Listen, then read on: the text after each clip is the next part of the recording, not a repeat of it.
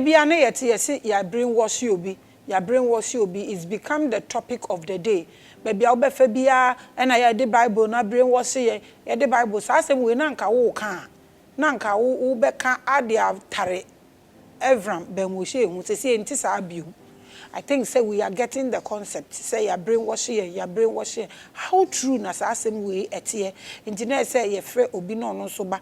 Na obeka ni nim dia onim efa ho. E ya mpasa Bible no abrainwashing yan na. Abrofo no na ye ne omo wo issue ana ye na ye loose. Ana ye na ya yera kwan. Asem no aye bebrebe. That's what we are discussing on this bigger platform today.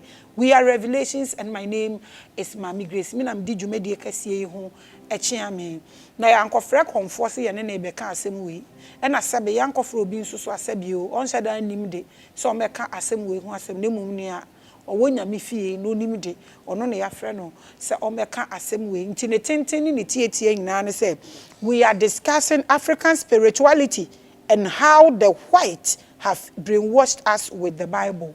It's a serious topic and your guest ne Odeefuo Nyameati papa ye mawakwaba at the Revelations platform we say so. Pacho ube chia ya shefo no we chia wo members no we chia omo a opese o chia omo na afeni aba conversations no so. Me de aseda kase ene nchia kase ema ahwefo ene adofo nyina me de aseda kase enso ba ma Revelation ene Maame Grace for giving me this opportunity. This is a very big platform obia wish say obetima den abaso aba besua ade enye ade kire keke ye nyina yesua ade wa hanum timi de aseda kese be Maame Grace for inviting me here na me de aseda kese enso ama me nsore ma omo wa abro kire nyina me de na just by appointment inti I have a prayer center but only serious people na eden eba inti ne me de na the Universal Temple of God, and there is a difference between a synagogue and a temple. In the temple, we perform rituals and directions. In the synagogue, we just teach and preach. I am the general overseer of the Universal Temple of God. And most of my members are outside Ghana because they understand spirituality and how it helps their life. Okay. I think the first something we've learned here is the difference between the temple and then a synagogue. Such an awesome submission. Okay, auntie papa, asema wo pese wo kano. Matia, but what make statement binti me bubu wasemunumu na wa kire yen. Se ka se brainwash na ye pa kire sen. Se obi nimu nokre. Oh. Na at the same time na wo na unim boroso no. You admit said the nipa nimu ne ye nokre. But to get possession or to take control over the person, you know, was so yeah the woman dipano divert from the truth, you know, so that you can be able to take control over the person. And no na brainwash. Yes. Into abrofo no hwan no musa na wo hwa omode wo so wo se yen nti no omode Africa fa sa kwan we so. On say when the British took over, yebeka say memfa Ghana for example. Na yenimu ya nyankopon deda, especially asantefo ni omonyame, aigbefo ni omonyame, emfantefo ni omonyame. When we are taking the spiritual aspect no, na ye nyankopon no mono nso ana ye nyame no mono nso no ama rules and regulations be e denante a na eboyen wa abrabom. Ebi ne say yamfo obi yere. Obi eyere ya wa ye ne ho ade no, unkoye den ummen no.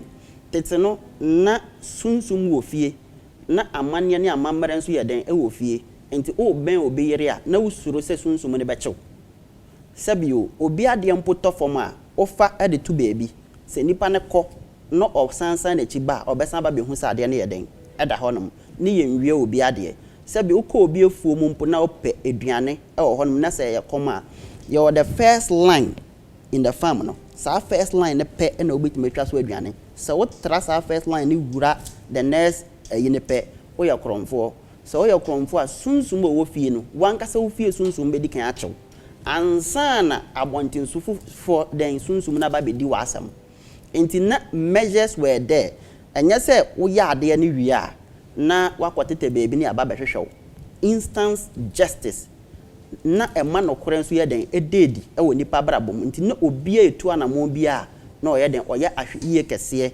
no osan ye den e wo osuro e wo nimu but Kwesi Broni baaye ohun se there be nkrofo we omunim ways of life. They understood mother nature and they were being guided by what? A particular what? God, who is mightier than their what? Their God. And the only thing they can what? Take something that is very valuable from us, to turn our ways. Our so mumayen edani yahu, ana omumayen yi ni efiri yanyankopon ne ho. Ana so mumayen ebu yamara yamanie ene yamamre so. Then it paves way for them.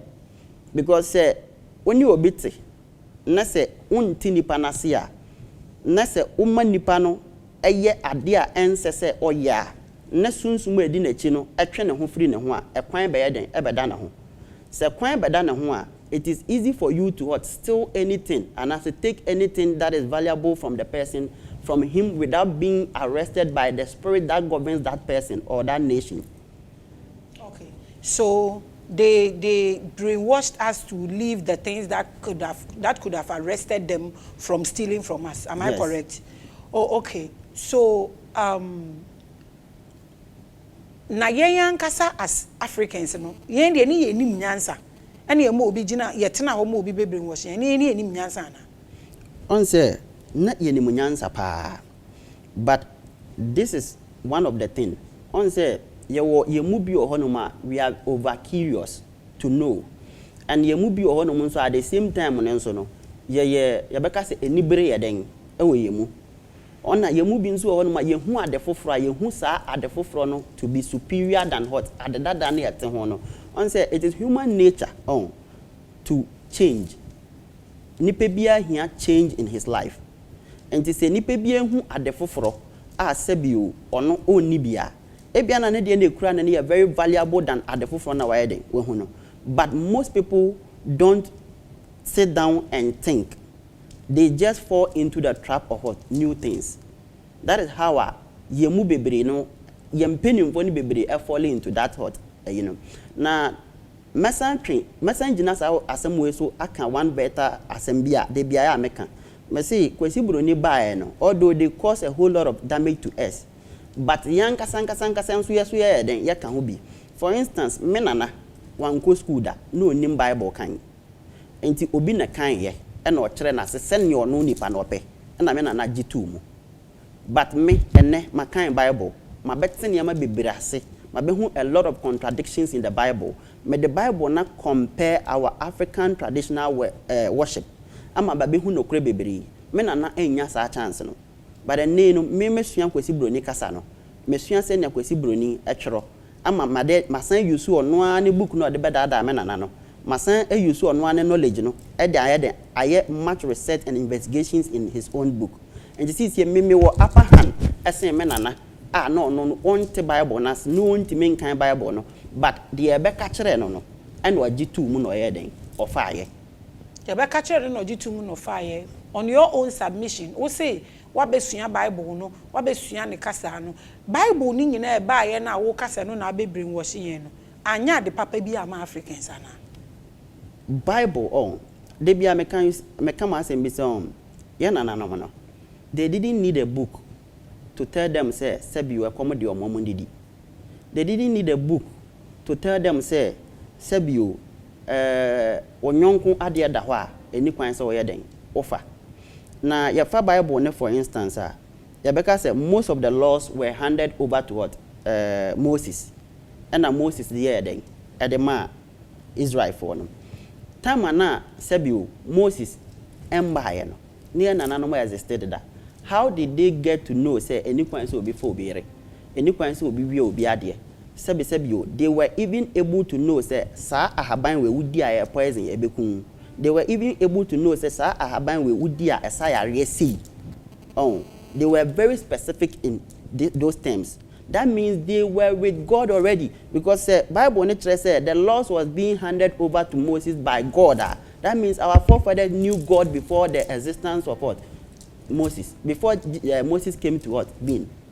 So if you believe that Moses knew the word of God before the Bible came, then the Bible is for you, right? So why do you say it was used to brainwash you? The same Bible. Oh, you see, this is Catholic Bible. It has 72 what books. But the normal Bible, you could see 66 books. That means many things. There are some hidden truths. Amma yang in Chirimbe. There were a whole lot of things that have been omitted from the current day Bible. But you believe said the woman bebre ya brabo. Bebre na emma emfato fa ya brabo. So how did it brainwash you? Me for instance, as I am here, I don't need the Bible to preach, because I'm being guided by the Spirit. Me yesunsum sorry so for. Yesunsum ne chira me na me ye. And na de sunsum no e command anaso odan na de chira me na me ka. On say Elisha tie Odeefuo no. They didn't have a book that they were looking into before they give prophecies or they were directing the people. They were being led by a spirit. On the Paul crack and one asem said, Sebio, the spirit gives life. And out of the spirit, I will give you that quotation, but my message kakra. Paul ekan one asem, he was emphatically saying, say, mere words no emwenipa, but the Spirit will guide us and the Spirit will lead us to salvation in Paul's own epistles. What I wanted to know is why you don't want to admit say yen aye nananom no no ebia said ya wuken say yampa omudi yen ehwambo ana so say ebia omo no omo ama omo ni anda ho ana abosom no na amboa yen ana enyame no na wa ha na amboa yen na mo wudi blame na ma white, and that's what I don't understand. Ade ne say o so che say ufi a wutim na wa sori a wutim no white man betimi abegbo ewura ho no waka to say tu sisa wuniama na ofriji kotugu na wasisa kotu egu ana. Ade no ana na make an say omo bae no omo nature ene se ne omo tie no na eyeye na na mo fe, because no omu nipa kokko saada nti se obi te ho no ohu obi oye kokko na ne ho ye fe na nti wanya adwen na ogina wo na nipa ne sesa ne su a ye blemi nipa na ye blemi sebe dia wanya adwen ehu ne ho no ye blemu na make us ye blemu ye nananom for allowing them to take over. But at the same time, because they were in for something. On say, so be here be from China, you will be a friend of Krama Brassier. The person does everything. Most of the time, this thing happen, and Mara won't name the Pabaya away. And as a senior, and you don't value it. Not will be a one chain, near my baby heading, a womb. Okay, let's assume that yen ananum no more de omundimi you be bonnet. To almost say the uncrophone way came money betting let's assume that there may be some say abrofo. You use the word white. Until what me give me questions in the white people that came to brainwash you. Is that the only thing you think they came to do, the brainwash with the Bible, or they came to do something good with the Bible? They did not come only to brainwash us. Okay. Your ways, culture. They came to do a whole lot of things. Is there anything good in what they did? Actually, Mecca said there is no good in what they did. There's nothing good. There is nothing good in what they did. On said, what kind? Deuteronomy 22, verse 7 and 9. Or see what you say, Nyamenemoma amanamanyina. Or he appointed unto every nation a god. And Nuntina a Kurubiara and a Sebia Bagana Quampana, your farm fantifua, before Santifua. They have a particular Adriania Omocram or Mope. Oh, in Timpeninfubu, baby says Sebio, Adriania a new Maame Grace. I was so when they say you were Chuadie. Oh, and Tino, as I see Biani Sunsuma Eden, a shesso, as I see Biani Sunsum na a shesso, na manian and a mamre. And a nipana or motor assassination, or way of life, and a senior also motana was assassination, send a beyond peace of mind, or honor.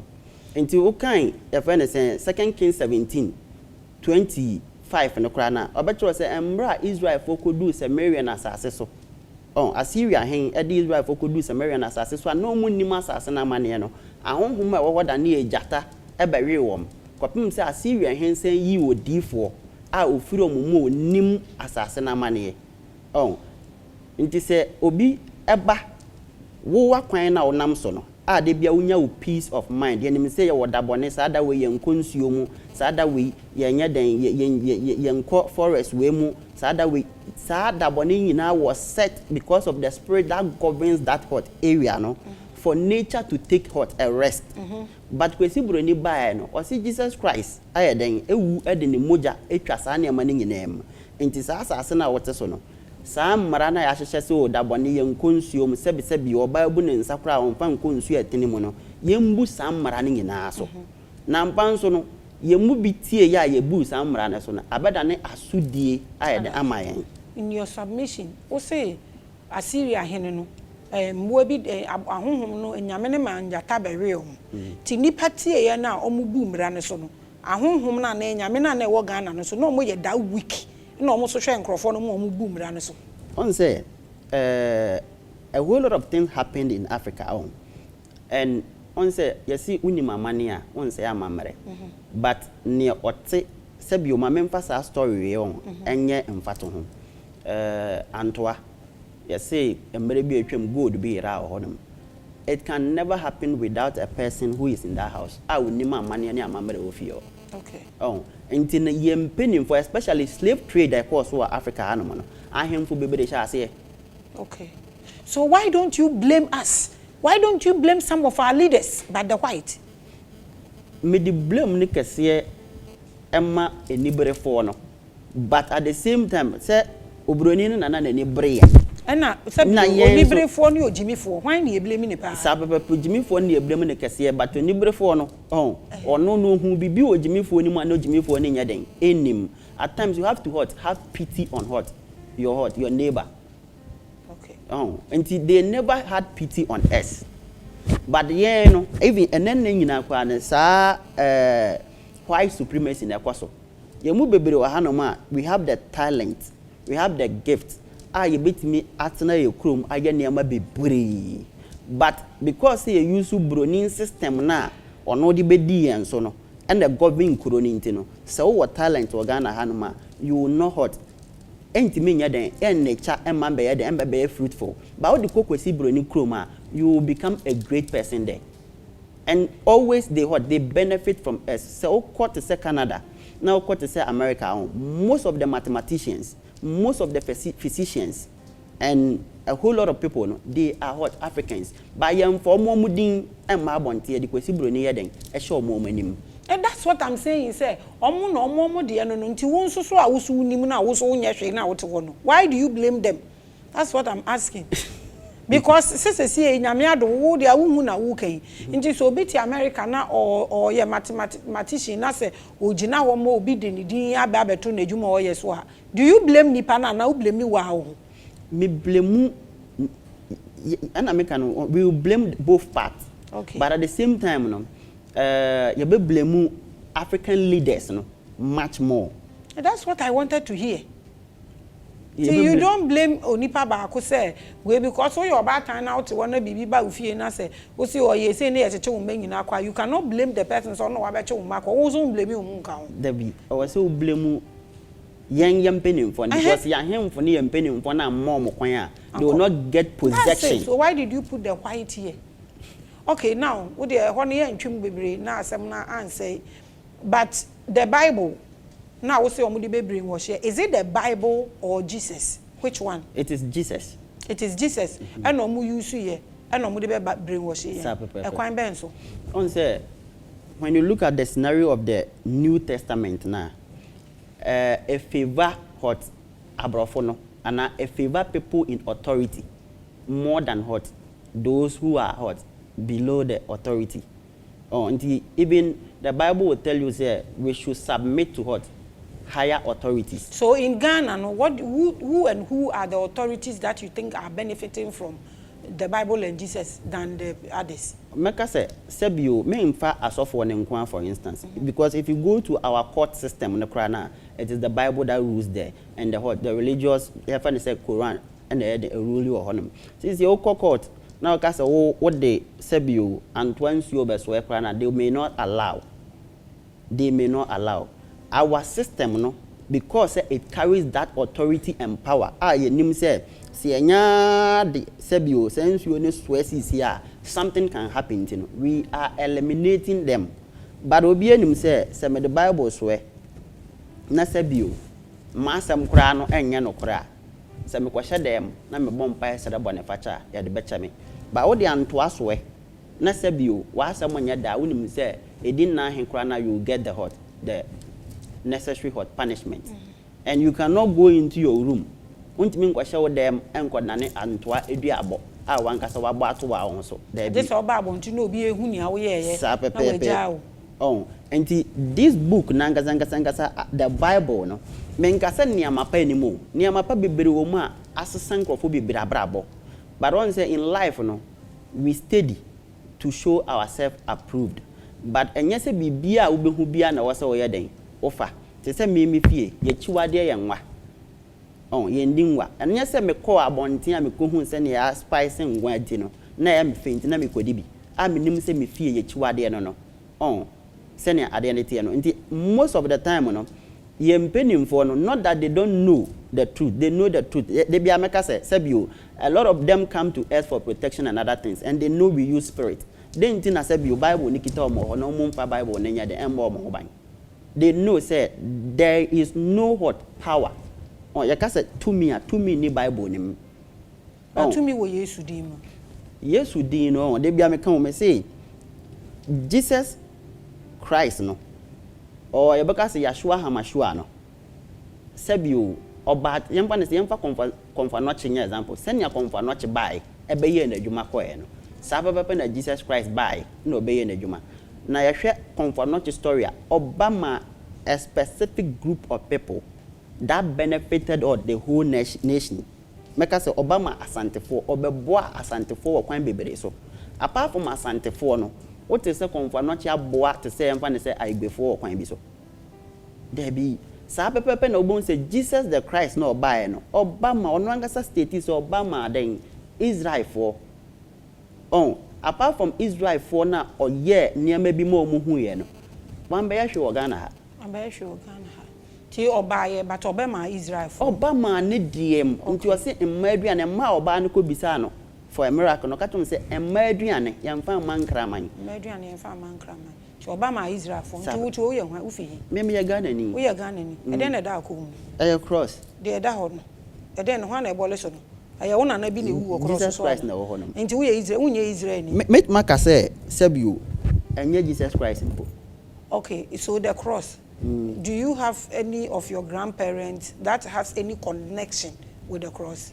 There be my grandparents bear any connection with the cross. But so I didn't think who knew grandmother be that will come now. Did Jesus? I did our brainwash on. What's not sure to come bandai? Why? There be only or be beyond. Your friend said, when you take a position, a special position, and you present yourself as such.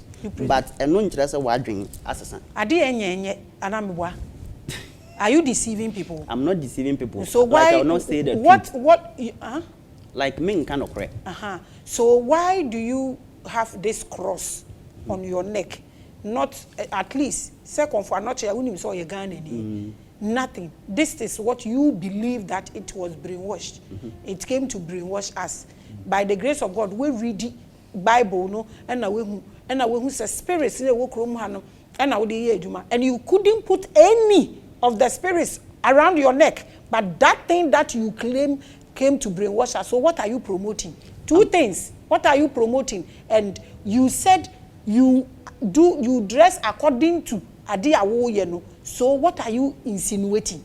You see, it's not about the package. It's about what lies within the package. It's not the package, but what lies within the package. You told me that our forefathers, they saw the beauty of the white and they got deceived. Was it package or what was within? They were being enticed. Omuhu nipano, omuhu nipani bida, omobe nipani kuhu nipano. Nipane nsu we ni motive or the buy. Na nipane can sem de. any ada asem. Indeed, that is the first approach to the end. Right? The first approach to the end. So yeah, nananom de no muka Odeefuo nti and they mean bisa I'm okay, but how you address and the cross, why do you have the cross around your neck? On so when you be oboding Jesus, even in the Bible there are two types of Jesus. Is it Bar Jesus or Jesus the Christ? And you be oboding Jesus, there are a lot of pastors there and as of Odeefuo be bro honoma sabi your cast will be a Odeefuo Odeefuo ne sunsum ye den e wone so na sunsum ben na wone so me na menim sunsum ye den e wo me so e na sunsum bia na akwan a opeso ye den offer sabi sunsum na amfa me akom offer me Odeefuo e na sabi o after me Odeefuo nko ade I have to present myself as Odeefuo. How do you present yourself? With the cross? The cross na make us on cross no na make us say unya teki some position akwai so your high court judge ubet masho kente say unya American ya na say unya Egyptian ubet masho kente no dey akwat na oden court but per the rules and regulations in there no you have to dress as such. They wear their normal clothes and then they wear the wig and that thing on it. They are in their normal clothes. That's what you address like this. It's understandable, but the cross and Jesus hanging on it. You said maybe in Jesus. I want you to explain that part. You see, when you see a cross, okay, obia wonne a symbolize yeden a man. Okay, explain your own. Meme de no. Just for fashion. To let people know when I go out there that I am a pastor or a prophet. That is what our people know here. We as that's are you preaching what our people know, the brainwash thing, or you are preaching for us to say yen sign ehu ye ho and I also will continue the brainwash thing. Which one are you doing? Debbie, on say you never see me using this cross, maybe in my church but because I was coming out here and on the paper no, you said the Messiah as what? A prophet.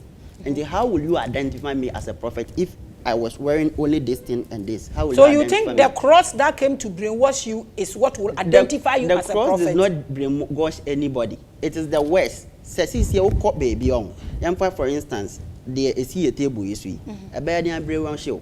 If there is not some worst hot from and yan sembia obeka fasa adi we hwatire and I memagia tuma adi we betima brainwash me adi we to mean brainwash you but the this cross is no the cross cannot brainwash you because it's just an object same as the Bible and same as Jesus. Yes. And these are things you claim came to brainwash us. Yes. And you have part and particles of this same thing you are talking about around your neck.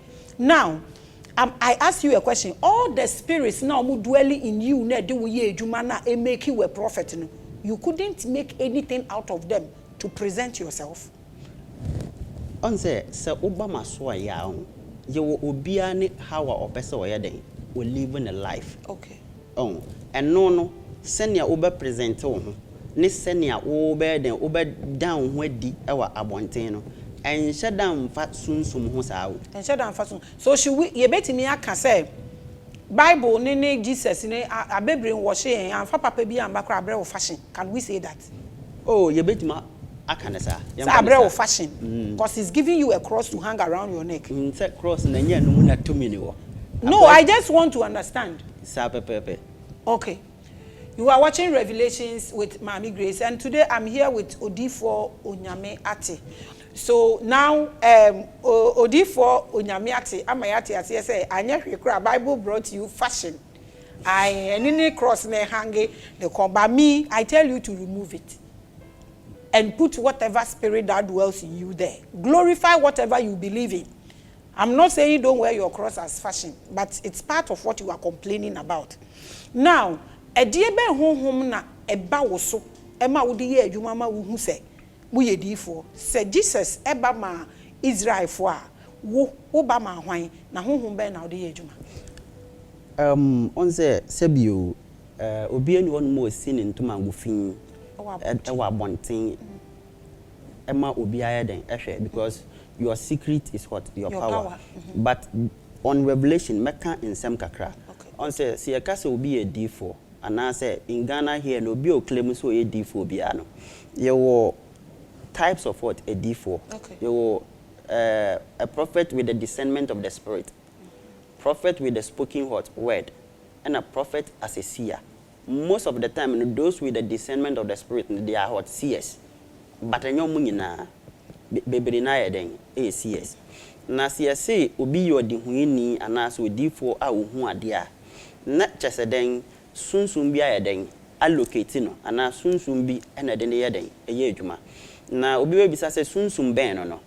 Yewo ahun hum bebre ahun hum wo wiase dɔɔso sen yɛ nipa ahun hum wo wiase o ka de wo wiase nko a o ɛdɔɔso sen de ɛyɛ den nipa a ɛwɔ asase we so na obia firi ebusua bi mu obia nso firi nton bi mu ɛyɛ na most of the time no there is a difference between ebusua and nton there is a difference between ebusua na nton ebusua ɛyɛ sunsum a yɛde kyekyere fie nton ɛyɛ sunsum a yɛde kɔ ako nti wo hwɛ a akanfo most of the time they belong to ebusua guans any agbefo ɛbɔ nton nti sɛ saa na tie dia sunsum ben ɛna gina hɔ ma nton no nton bia ne sunsum nti ɛno no nton no sunsum a ɛwɔ nton mu na yɛfrɛ mo mighty elohims no okay ɛna sunsum a ɛwɔ abusua no mu na yɛ jehovahs no na we na ɛyɛ ade a most of the time we become confused about these things.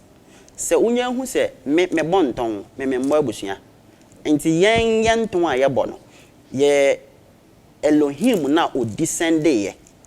A sebio ye de kyekere saa yen ton no. Ye de kyekere saa nton no. Saa Elohim no se sebio ye kan se sunsun mu kwa na se ofie benfo wa ma ho kwan abonten so ni beyi entimi ma meyew enemre nyina okay but enemre no ye be kire ma ba wedu onum enti me fie sunsum no any sunsum e di kan locate me because obia won shebere ene ne nkrabia shebere ene nkrabia no so no there is a big difference there but yeah, we misinterpret them nkrabia ne ne wakra wo de ye den wo de ba shebere ye be fa wa asase so ne wo kra ya wo de baaye no eno ne de wa na wakra na wa den wo de aba na so obo ade na de na de asoma wo ba shebere de sebio obi okura sunsum obi kura mpa sebio owo power bi kura sen e betima create shebere ya den ama o ma ame no papa kura betima ya den de shebere ya den ato so e bia na onkra bia mu na wo se obeye big doctor ba do baaye no o ma ame no papa ni ska o mo do be ko school no baba be ya den doctor no nti sisi no baba be fitani bi okwan ho eye hyebere a wabefa wa asase so eno enka won krabia ho onse ne ete no nti se saa na ete dia sunsum e wo mabusuam edi kan every way na ma me ba asase we so ye wo me as what a human being na saa sunsum no eno no ene kura me nkrabia no because ono na bi ekwan ma me bae nti onim me nkrabia me de ba nti so obi person hu me ho asem pa the first thing to consult is sunsum me ya igbeni nti aigbefo ye nya wo akwala na no sunsum a wo fie di kan ye den ye bisa e ma o kire akwala no ba o ba wiase ne ne o ba be ye nti at a certain point of life in time no omunim se da bi akwala we de ye sheda de ne ba se saa nipa asimesi akonya we ba be dampan ono ne ba be den e ba be di ade nti ye nim de da but ya na most of the time no ye bu ye ni gu saa ne ma no so na nkwala ne nso nyini bedu be bia odo se ebi mo ha ye ka kire omo ebi omo nso ya nya den ye nka nkire omo but omo ko hu a because omo be wura into let's say Christianity no they tend to they see those things to be what evil na ya ba ya asem no so me fie honhom na di kan locate me na saa me fie honhom no eno ni sunsum a Moses di kan ko hia no as the burning bush Odin so called the name your friend Ade Ubo said din we kire aigbani bia onim se afre sunsum bia your friend Adega eno na Moses coach ya eno ni Moses sunsum odi kan hia ye as for the burning bush but Bible mo ya moni din ho enti me nana na okikiri enton na me firi mu no o firi Egypt ena obepie mu Ghana na saa Ade ne din nanim ede ne ba Ghana ha njo wo ho asem mo Bible ya wo ka ho asem am I correct? You just mentioned Moses.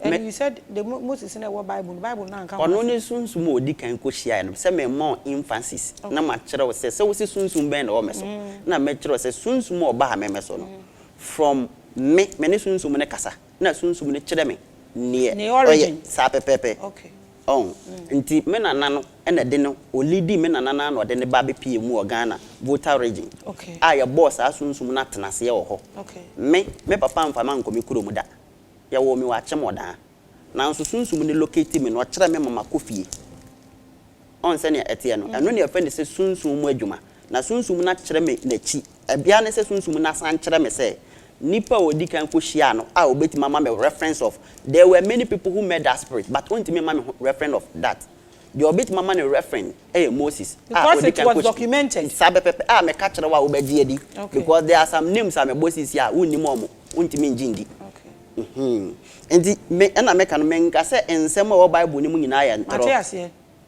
but there are some things be on my logic must be hot attached to it okay and common sense okay reasoning me pacho there be okay enti na sunsuma o me so efie de no na den eno pe meka se on se sebio se wonya nkokokora ofie na se ofidi omo yi a eya na abontinso fie fonkoko ya den eba sa pepe nti ahonhum bebre dan ne ho de den e kire me bebi a me ye me prayer camp crisis ya no densu eda ho no wayi ne ho de a kire me wa kire me na akwan ene nipa ban a oye wasan kire me kura se sebio enya Ghana hankwa no wo uko India ya fa ne mahadatatria mahadatatria densu ko India ya fa ne mahadatatria enti ano edin a omo de frɛ no internet say Indian kasa sa pepepe Google mama na me hwɛ se menya wo a enti odan ne ho adi ani tia me yansa densu no densu no odan ne ho adi ani tia me yansa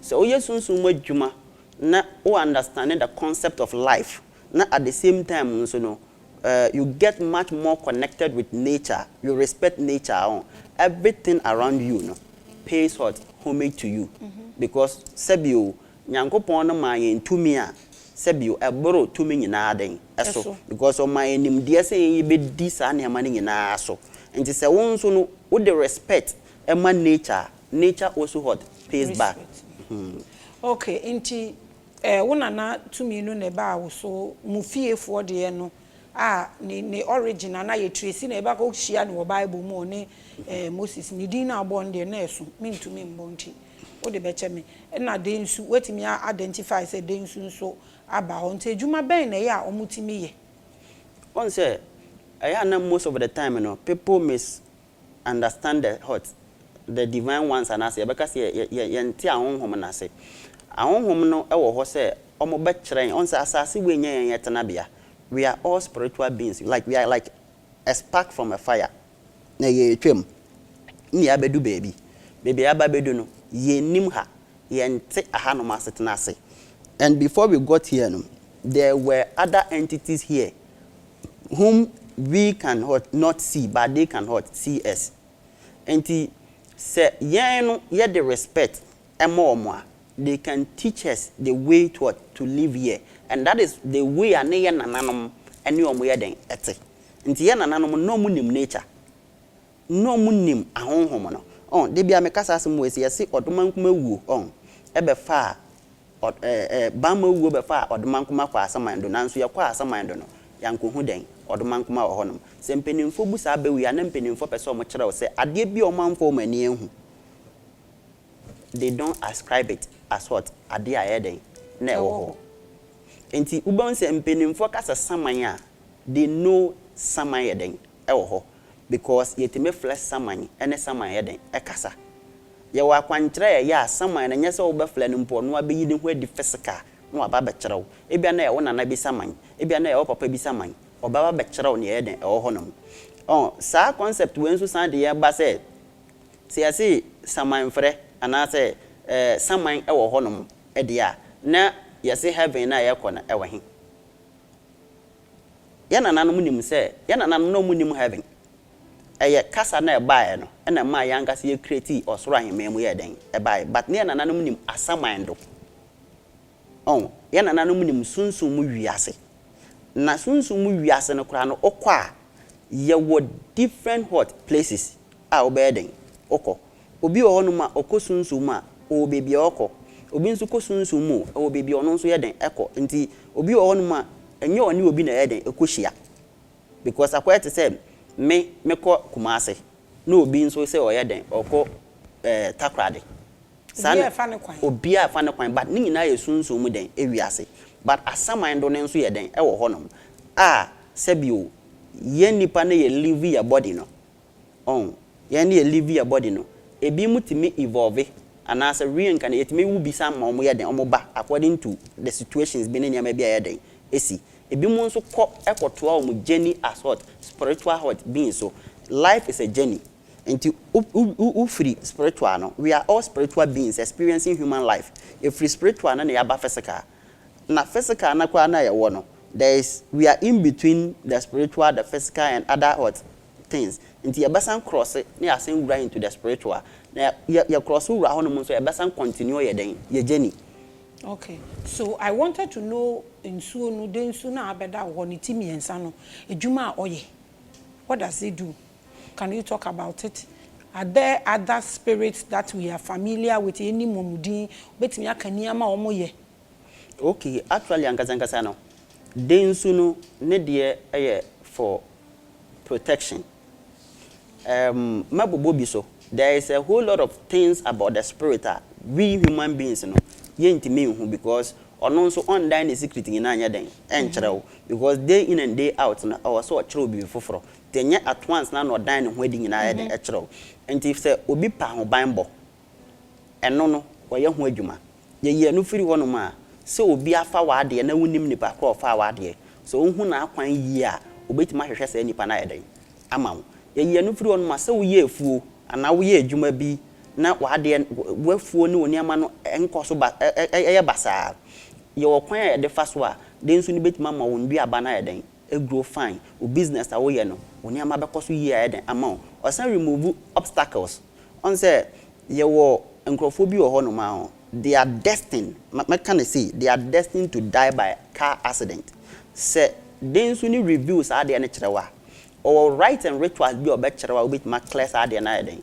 efri wa kwam na so otime sesa nipa nkrabia Mrs. Nipa nkrabia. Okay, so wo kasa no wo se ye nipa ye spirit beings ayaba ha aye beto aso akọ like yemre bi so aye be moving on inti se be moving on now what is it about this protection thing everywhere protect yourself or that would anything protect you from dying bibie ni wonu ma betima bonipa ho ban from owo but bibi betima bon ho ban so obenya nkwatenten wa asase we so because enipa nye on say ya fa bible ne kra for instance o say onu ne ho so obo nipa wanka so onu ne ho bo so obo Satan na Lucifer na say nipa nye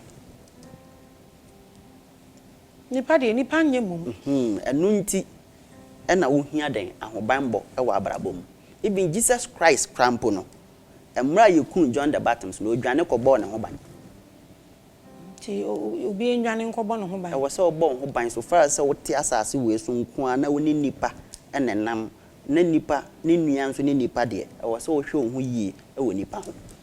You are watching Revelations here with Odeefuo Nyameati. Why Nyameati? Say mempa bo bi a me boy no onyame tie me ne na mra sunsum ne da ne ho adi kyerɛ me no o kyerɛ me sɛ mre bi a me bɔ mpa ye bia no o tie me enti ma me nya den insuro e wa brabom na odi ye din so Nyameati ampa enti ahobambo ene di akekeke wade ayira na wo ye no ne adwuma wo ye wo ho me ye adwuma bebre na wo ye wo ho okay obi a betimi aye abompa ye wo ne dem ma ahobambo aba ne so nyankopon wo soro ho no obo nipa ho ban ana age se wutu anamon bi on say obo your fa bible ne for instance na see oye the obo we say on the 7th day I say then it is finished why na afem de awie it is up to you to what continue ti nyankopon nya adwuma bi abi dabi saka nyankopon besan bo nipa kra bio ma on aka on ma oba enwo anyi nsen bosome enkron na wawo Matias nyankopon ahyehye bibia insuo e wo time e beto bibia nyankopon ye bia wa ye wie de aka ne yen nimdeɛ a ɔde amayen no si ye be yusu nti Nyankopɔn nya adwuma bi abiem we wie na adwuma ba nyame wo ho de nyame wo ho pa but onya adwuma bi abiem we wie na osi ho oda on say when we talk about the concept of God is energy sa energy na wo mu na wo ne me kasa sisi na me so me no kasa na eno ana nyame no and say ye adwuma ye si nya adwuma na enti no so oboyense ne yensu ne su ene ne seso ana me kire se send on to ye adwuma cause ye tie say ye adwuma ana okay you are watching Revelations why me brother Odeefuo Nyameati ene ye wa Odeefuo Nyameati okay how do you see Christianity or religion? Where would you have put religion if you've been given the opportunity? On said, when you pay beer on a right, that was as we so. When it comes to religion, minimum dear, on my side, no, I would like Africans say ubia and kunifi because sebio if ye bia woniti. Adi ejina so chichire saa ebusuano anasa enton no na sebio so far as we pay for this ade ne mu pay ye no I was say we pay homage to that thing because ebusua bia won rules and regulation o machiwade o mapede ene sebio baby kra niam bebre ho no ma ebusua ede ebusua bi kra mpo ho no matale tuntum nya den enka ho se si yehu saa de we nyina na se obia take it to onwane dia me assure say ebeboa ye nyina because enipa nyina enye den enye pe even bible no kra na kire say wo se wacheche nyame no mama na manyina wo enti onyame na wo wufie no onyame na wo wufie no na kwan na pede ene na sede no ene wo se wo ye den udi so na se opemmoa na abontinsu ni aye den aboa wo but religion when we come to Africa now, make us a Western religion in a bahano, and more Africans in any way because even your cast tradition still is a traditional religion, and yes, sir. No, we should take to our tradition. Not we should respect the land. Yes, no, because as we free and sound, any baby my bed and yabeko because there are some things we are on my own. And they say, "Oko ekurobisua." To say, American, for instance, you will never be below on my own team in your home. Oh, yeah, you will never be below on my sass, and they don't permit you to do it. Then, dinner, ya hano modi. Soon, summa was assassinason. Na sedian and a pediano, and it never be my own consume sadan, ye busania money in us.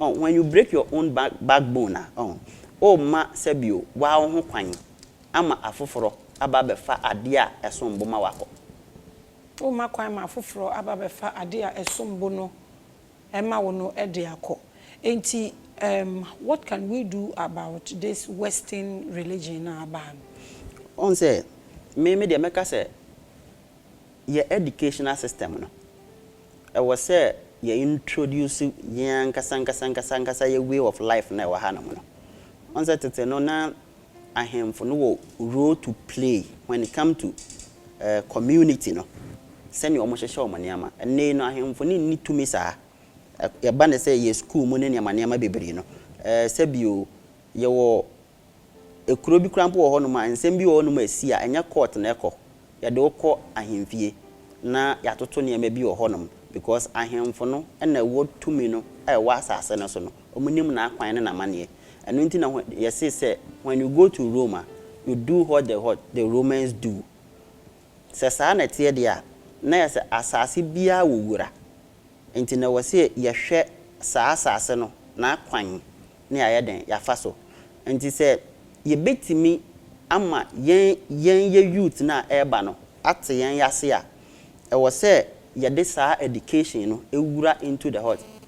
Enkwala no a eba no tetene o bragoro ye wodabone ya na ye kasa dabone anya se eyeda eyebone o na eyeda ye de kyerɛkyerɛ niama ukude ye kyerɛ ma ne se ne ombesiesi omo ho se ne omo like sebio se omo sha ase so mu bu omo nsa ye kyerɛkyerɛ omo sa niama ne nyina ubanse udu stage bia ne ama onkoko ne hwe omo so we put all these things together to help you grow to become a better person but any ho Inti akwala no nya do stage bia sikape na na adwen wo so. Se na adwen wo sikape nso so a se sebio ne nsanka ne ohwehwe a the next thing ye den krono na obeyokobo because your moral values ne ye de hyase na ye de chichiri ekuro ye de chichiri ebusua no ene ni nyina anya den eni ho. So we have to go back ne enkofa saade ni nyina ekuro bia organ ha bia nsamfa ne de ebusua bia nsamfa ne de ne emfantete youth na den eba no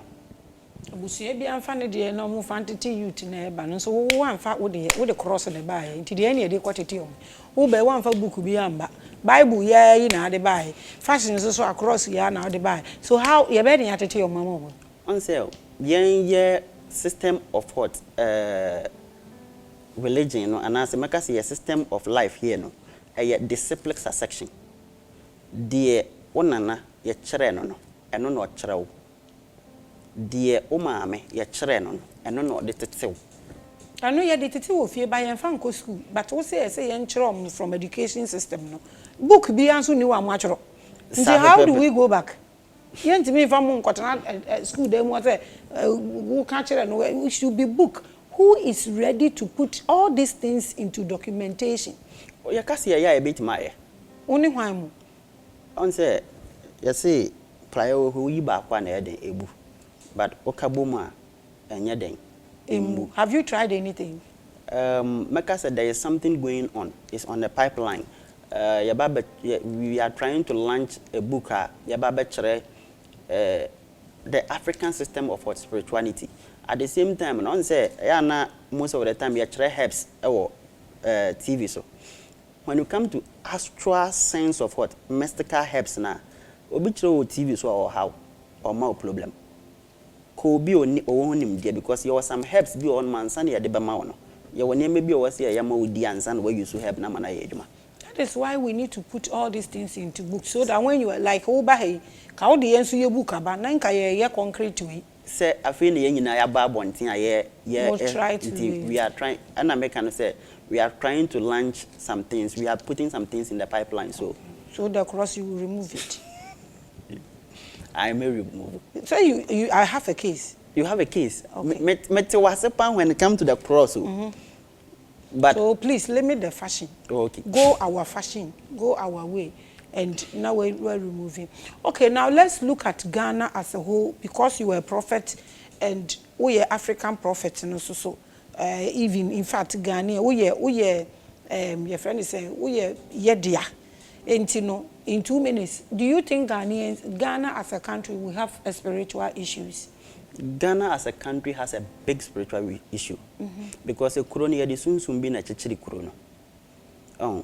And a crona ngasanga sasenia da mekano, and as a senia mekano. Asasi bia when the soon more sheso. Ghana soon more shagana son or na out of that soon sumna or shagana son.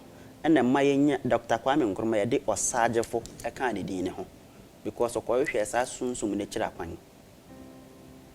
Ampanso soon sumne and dinner hiamo, but young crop one in a dinner hiamo. Na Sebio, or man biara in spiritual background, sa or mine a senke. Every June, July, every year beyond, the spirit that governs United States of America, eba Ghana, eba nyansa, and in him dear, every Ghana home in Chang. Because Ghana home the deity that controls the center of the universe. To me, a kitan and to make it what. No, be fini kuro mbaji adewa na yende wo hwe yense yete yase yense the bio and on say a home when you come into spirituality you must understand something. The makrama aduane on ono na krama enimu no sisi se ofi akrama wa ha no mo meme ye hoho no ye bie ni sisi obetata me ba ma mema na aduane be 2-3 times eno ano no America for mo ma de 8 na aduane na see your friend Brazil or no na sanhwe Brazil so Brazil for kwampo. Are you talking about Nana Burukum? Nana Burukum is the deity that governs the center of the universe. Nti ono on hwe yen wa ha na wo hwe omo. Debi, have you inquired from him? I'm penning for the movement na hwe no. That is a topic for another day. So asem yasan abaha numu ebium. Okay, so Odeefuo Nyameati, in 1 minute, how do you see Revelation show? Revelation is superb. Sana mekan. Ahonhom no mgu honum no omo hwe. oh then no more on the own there are some mechanism be wahana mom on the Moses on and then penning for and ne sebio onyankopon ekoton sedidi dentia say yam flow baby on spiritually no, if you are not being invited you cannot get what the invitation to come. In the revelation, I never expected. My expectations and my thought was never on revelation because me nim kwan kwa me pastor reach you. But all of a sudden, because I've been invited spiritually, that is why I'm here today. Oh, so the spirits are inviting you guys to this show? Yes. And what are they doing to me? What are they giving me? I said, hey, these people. Maame Grace, on said, they be a come say, the on one kasa wo no mo onimu ne ho. Saka, oh yeah, may assure say you are a very spiritual person, pa. You have a spiritual calling. And this is one of the calling away that we take it. And you are being backed with many energies. One kasa wonya away. The land is crying. Yasas we is. And my main secret be about this word. Your earth we own. Ayoba. And I because Ghana asase. Ayoba. Na emba ekura to me bia they don't know that they carry that power. Se manya be hu se omukura sa to me na mema we are doomed forever. And the yenso yesu mu adwuma there is no way we are going to teach a man sa to me no.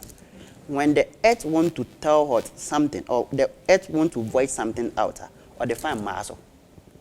Nana Gwambe, one who say we abeka na obi so to yasi, but mo bua kra odeshi. Aquarius eraiba. Ade na to beti. So we say beti, enche beti. E beti. 2023-2024 mo ho be chire mo rough. Serious. And market to me o. Na. Because nyankopon kra bo wiase no. No ba na yeden. Oh. Yo, you are watching Revelations and I'm here with Prophet Onyame and Odeefuo Nyameati. Odeefuo Nyameati, your time now so until last words to your members, your loved ones, and our beautiful viewers in 1 minute. Okay. Me da se da kase ebema viewers ni nyina ene Maame Grace crew nyina and Maame Grace ankasa for a wonderful job she is doing. For so long we have been praying and we are putting a whole lot of things into what considerations okay ye beti menya platform bi si ana ye benyo obi oye bold on say ye na yakofa di fudwuma ni ntino most of the time no ye any time sa ye ko ha na ye ba but say obi betu ne ho asi wono mo say obema ya tse sunsum semase at the same time na ya tse yankasa ya ho ase na ya tse asase a ye wo so ya ase no na ye nya obi sa but obo ade na nkasa manensa so eyi Maame Grace ayeden amayen a obi etimi be share ne thoughts and views about what spirituality and life in its what large.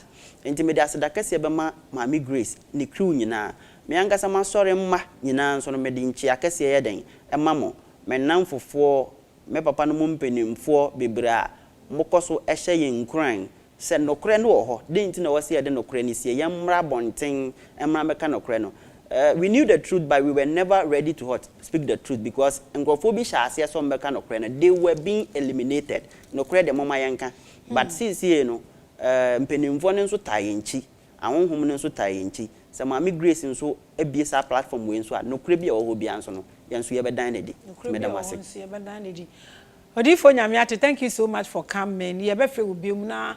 Waba be chire mu ye uba memfa cross dem ba media meje so at the Maame Grace and you are watching Revelations, the biggest spiritual platform. You wanted to send my crowd. This program is fully sponsored by Global Eagle Revival Outreach Ministries, a not-for-profit organization.